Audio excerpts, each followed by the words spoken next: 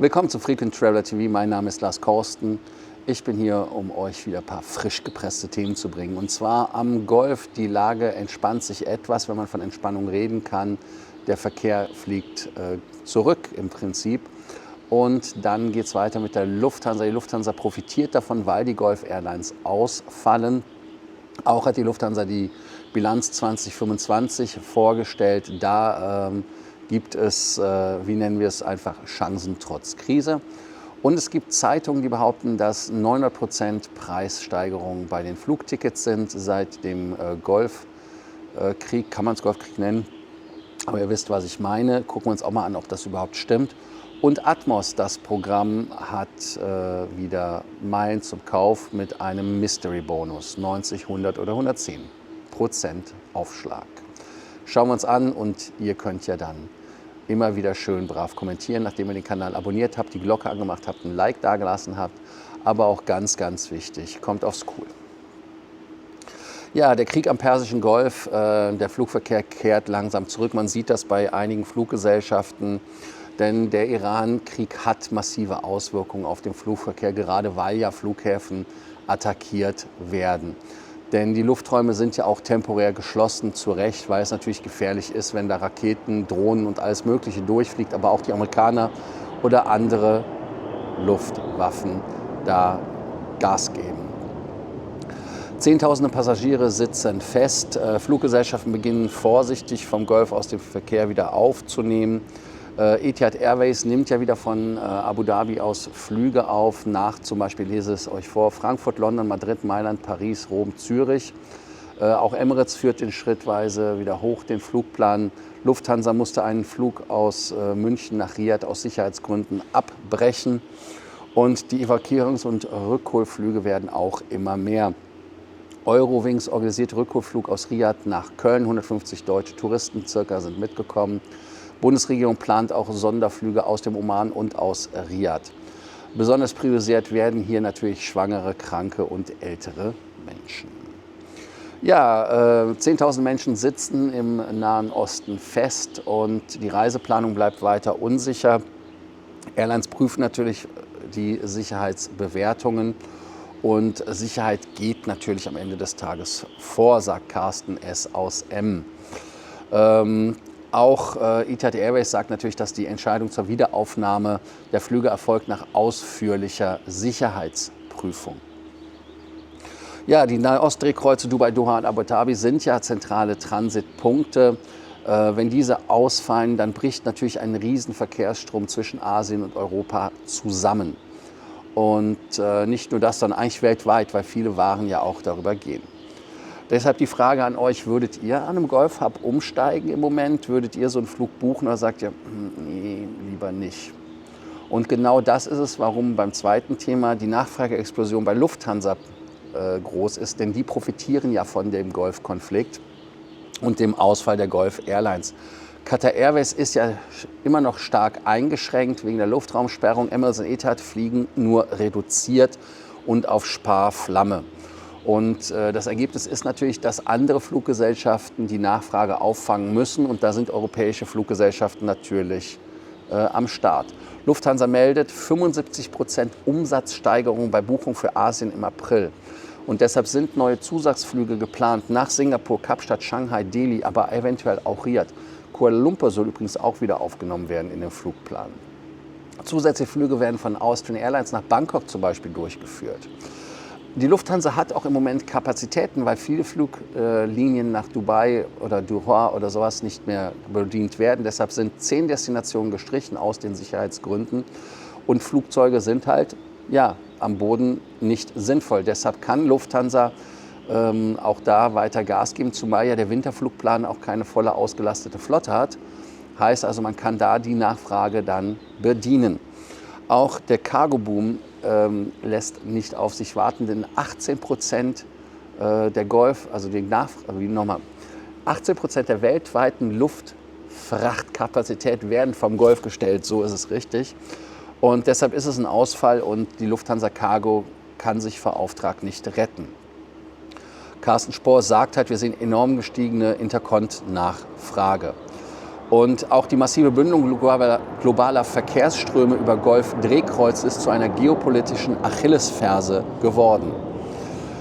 Und die Krise zeigt halt wirklich dieses strukturelle Problem. Die Welt hat sich zu stark auf diese 3 Flughäfen Abu Dhabi, Dubai und Doha verlassen. Und man muss halt sehen, dass es natürlich auch Vor- und auch Nachteile hat. Und das ist jetzt ein Nachteil.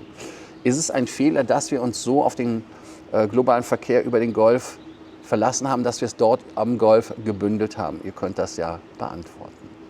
Die Zahlen der Lufthansa spiegeln aus 2025 natürlich nicht die Situation in 2026 wider, aber 2025 hat Chancen trotz Krisen. Der Umsatz war 39,6 Milliarden Euro. Operativer Gewinn, EBIT bereinigt 1,96 Milliarden Euro. Nettogewinn 1,3 Milliarden. Die Dividende 0,33 Eurocent natürlich pro Aktie. Die Swiss hat 600 Millionen Euro EBIT, Eurowings 132 und die Lufthansa sogar 148, wobei sie davor ja schlechter stand. Ja, die Produktivitätsprobleme nach Pilotentarifrunde bei der Swiss sind ein Thema, bei der Eurowings sind hohe Wettleaskosten ein Problem und die Zukunft für 2026 sieht bei der Lufthansa Group so aus, dass man 45 neue Flugzeuge haben möchte, die neue Allegris-Kabine, mehr Premium-Sitze haben möchte, höhere Zusatzerlöse. Aber das Risiko sind die Ticketpreise im Moment. Den höhere Ticketpreise und Umwege wegen gesperrter Lufträume und dann halt der begrenzten Kapazität. Und wichtig ist halt auch, dass dieser Effekt, der vom Golf kommt, und wir haben jetzt gesehen, wie viel Umsatz da mehr gemacht worden ist im April wegen dem Ausfall, davon hängt es natürlich ein bisschen ab. Und eine andere Sache und eine andere Weisheit, die Carsten S. aus Emmen sagte, und da kann ich mich voll anschließen: Die Menschen vergessen schnell, das günstigste Ticket wird dann wieder gekauft, sinngemäß. Und 2026 ist für die Lufthansa auch ein wichtiges Jahr, weil man jetzt 100 Jahre zelebriert. Ich weiß nicht, ob man das 54 dann wieder machen möchte. Und das Unternehmen erkennt offen seine NS-Vergangenheit an. Und man hat ja neue historische Forschung angekündigt. Wird Lufthansa langfristig stärker, wenn die Gulf Airlines Probleme haben. Eine Anschuldigung, die daraus resultiert, sind, dass die Preise um 900% steigen bei den Tickets. Denn viele Medien behaupten, dass die Preise so gestiegen sind um die 900%. Aber das stimmt ja jetzt nicht ganz. Da muss man genauer hinschauen. Da muss man auch das Airline Pricing, das sogenannte Yield Management, verstehen. Denn der Flug hat ja verschiedene Buchungsklassen, das müssen wir ja auch sehen. Saver, Standard, Flex, you name it. Damals hießen sie ja Superfleet und Spar weiß der Geier, wie sie alle hießen. Also die haben alle verschiedenste Namen. Aber wenn diese günstigen Klassen ausgebucht sind und ausverkauft sind, dann bleiben halt nur teure Tickets übrig. Und egal, wo man guckt, ist es so, dass natürlich so ein Sitz, und ich habe heute mal geguckt, ein One-Way Los Angeles nach Frankfurt liegt irgendwie bummelig bei 7.000 in der Business Class. Das ist ein krasser Preis, ne? Aber dadurch sieht man ja auch, dass es eigentlich nur ein One-Way ist. Ein One-Way wird ja immer bestraft. Die Tarife selber wurden aber nicht erhöht. Also es ist einfach nur, dass die Tickets verkauft sind. Und die günstigen Tickets sind halt wirklich einfach ausverkauft und damit bleiben halt nur teure Tickets übrig. Und ganz ehrlich, eine Fluggesellschaft ist ja jetzt nicht irgendwie hier die Caritas oder die Miseria oder irgendwas, die das hier aus irgendwelchen karitativen Zwecken machen, sondern machen es, ums Geld zu verdienen. Und deshalb können sie halt den Preis nicht runterziehen. Und sobald das Flugzeug voll ist, und das ist auch in normalen Zeiten so, kostet halt ein Ticket viel Geld. So einfach ist das. Und wenn man einfach mal guckt, kann man ja immer noch, das haben wir auch gemacht mit unserem Frequent Traveler Circle, etliche Tickets in Economy unter $1.000 gebucht, also Euro, Dollar, egal wie. Also das gibt es immer noch, aber es kommt halt drauf an und man muss halt flexibel sein. Und ich frage euch trotzdem, sollten da Preisobergrenzen sein in Krisen oder sagt ihr, nee, das ist halt Marktwirtschaft, so ist das halt. Weil die Preise wären auch so hoch, wenn die Nachfrage genauso hoch wäre, wenn es keine Krise gäbe. Das ist so meine Einschätzung. Alaska Airlines verkauft Meilen 90% Bonus, 100% oder 110% Bonus. Und dieser Mystery Bonus Sale geht bis zum 18. März. Die Preise pro Meile sind, wenn sie 90% sind, bei 1,98 Cent, bei 100% sind es 1,88 Cent und wenn es 110% sind, sind es 1,78 Cent pro Meile. Limits sind natürlich, wenn man kein Elite ist, 150.000 Meilen. Wenn man Elite-Mitglied ist, dann hat man unbegrenzte Möglichkeiten. Partner von Atmos oder Alaska Airlines Hawaiian sind natürlich American Airlines, British, Cathay, Finnair, Japan Airlines, Qatar Airways, Qantas, also die Klassiker aus der Oneworld, aber auch weitere Partner Korean Condor und Starlux. Wer ist raus? Singapore Airlines ist raus und es war noch einer raus, ich habe es vergessen. Das ist natürlich schade, dass die gegangen sind. Deshalb ist das vielleicht für den einen oder anderen interessant mit der Condor.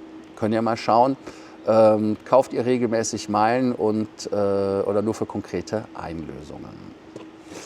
Ja, lasst uns mal so ein Gesamtfazit ziehen und das Ganze mal heute nochmal die Weltlage zusammenzimmern, wie die ist. Denn die aktuelle Situation zeigt ja mehr strukturelle Trends, die es gibt.